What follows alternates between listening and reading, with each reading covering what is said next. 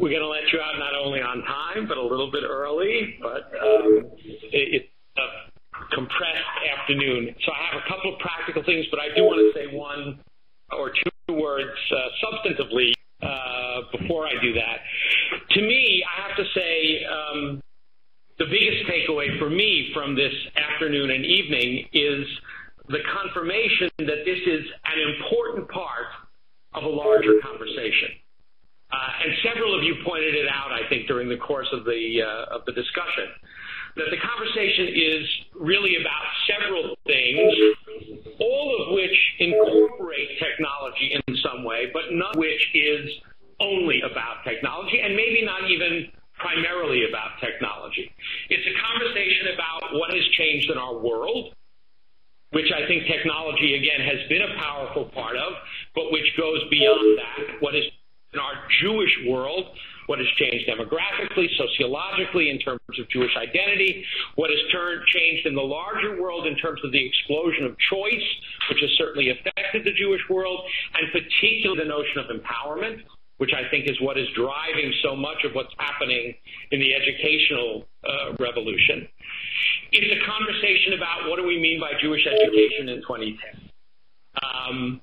What are we trying to do, and how do we bring together all the many learners that are part of this community? How do we bring together the elites sitting in, what was it, Raleigh, North Carolina, with the people who want desperately to learn how to chant their Haftarah, with the people who are thinking about meaning and struggling with a Jewishness that is not defined by the parameters of what Jewishness necessarily has been for the last century, and are trying to figure out what it means for them in this century.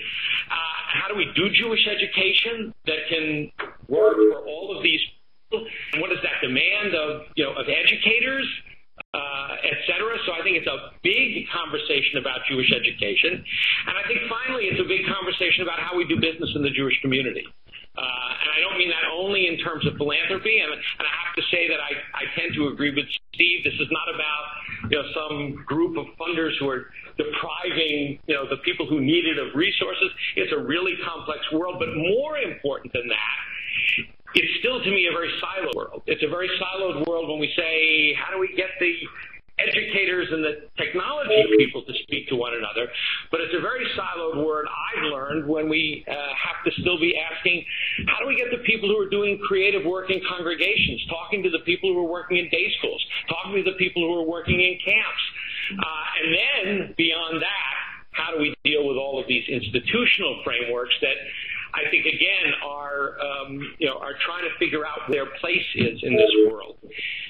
Technology is part of all of this. Technology can offer us the potential of forming what our power of pull people call creation spaces, where conversations can take place that couldn't have taken place before.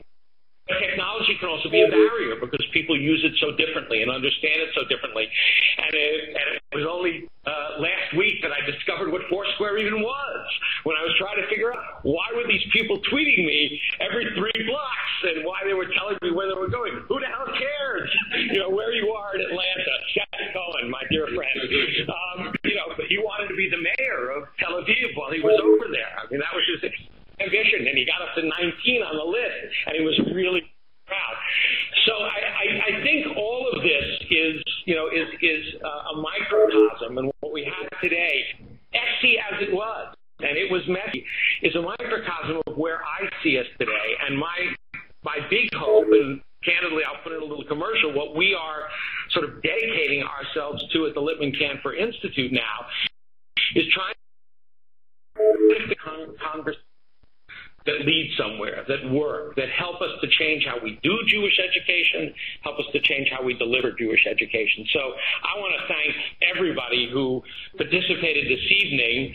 It is a beginning, and I don't know where it's going to go, but hopefully it will continue to go, and certainly we want to help to try to facilitate if we can. I really want to thank Steve and Morty and the people at the Berman Jewish Policy Archive who responded enthusiastically and immediately to the idea of something together and have contributed a huge amount.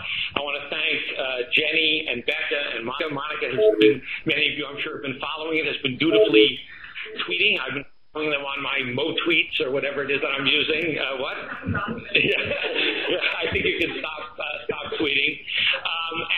And I want to really thank all of you who gave your time and your spirit to this conversation.